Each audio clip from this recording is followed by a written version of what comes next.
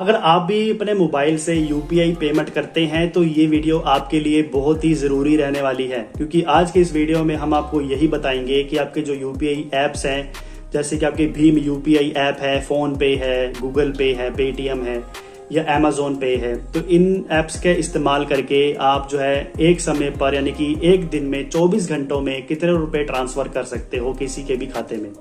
चाहे आप किसी जानकार के खाते में पैसे ट्रांसफर कर रहे हैं या फिर दोस्त के खाते में या अपने अपने रिश्तेदारों के खाते में, तो आप कितना रुपए कर सकते हैं ये जानना आपके लिए बेहद जरूरी है। क्योंकि छोटी मोटी ट्रांजेक्शन तो हम आए दिन करते ही रहते हैं, चाहे वो 500 रुपए की है, 1000 रुपए की है, 50 रुपए की है, 1500 रुपए की है।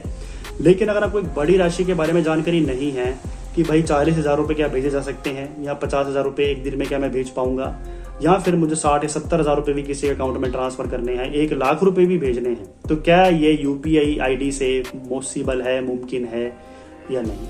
तो इन सभी सवालों के जवाब आपको इस वीडियो में मिलेंगे। अगर आप हमारे चैनल में पहली बार आए हैं तो सब्सक्राइब कर दीजिए और बेल आइकन को भी प्रेस जरूर करिएगा, ताकि आगे चलकर भी हम आपके लिए इसी तरह के वीडियोस लाते रहें।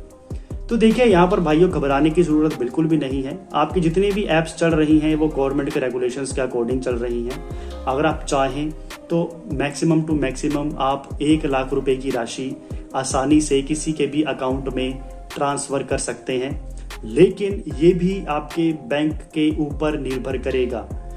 क्योंकि यहाँ पर जितने भी आप बैंक अकाउंट्स यूज कर रहे हैं, चाहे वो प्राइवेट है चाहे वो गवर्नमेंट है, सबके रूल्स एंड रेगुलेशंस अलग होते हैं और हर एक की लिमिट भी अलग होती है। कुछ बैंक्स ऐसे होते हैं जो कि आपको एक दिन में सिर्फ 50,000 रुपए ही ट्रांसफर करने का ऑप्शन देते हैं, तो कुछ बैंक्स ऐसे हैं जो कि आपको 1,00,000 रुपए तक भी ट्रांसफर करने का ऑप्शन देते हैं। और कभी कभी जो है ये लिमिट जो है वो हमारे लिए कुछ टाइम के लिए लगी हुई होती है। मान लीजिए आप पहली बार यूपीआई से किसी को इतनी बड़ी अमाउंट भेज रहे हैं, तो भी ऐसा हो जाता है कि आप फर्स्ट टाइम में सिर्फ 25,000 रुपए भेज सकते हैं और वो लिमिट आपकी अगले एक दिन में रिन्यू हो जाती है और वो डबल हो जाती है। मान लीजिए आपने किसी के खाते में पहली बार इतनी बड़ी रकम 25,000 रुपए भेजा ऑनलाइन, और उससे ज्यादा आप भेजने की कोशिश करोगे तो वो नहीं जाएगी। क्यों नहीं जाएगी? क्योंकि आप पहली बार किसी को इतनी बड़ी राशि भेज रहे हैं और उसको आपको इनेबल करने में 24 घंटे का समय देना पड़ेगा बैंक वालों को। तो बैंक वालों को भी एक जानकारी हो जाती है कि आपने पहली बार किसी के खाते पर 25,000 रुपए भेजे हैं और वो लिमिट बढ़ने में एक 24 घंटे का समय लग जाता है।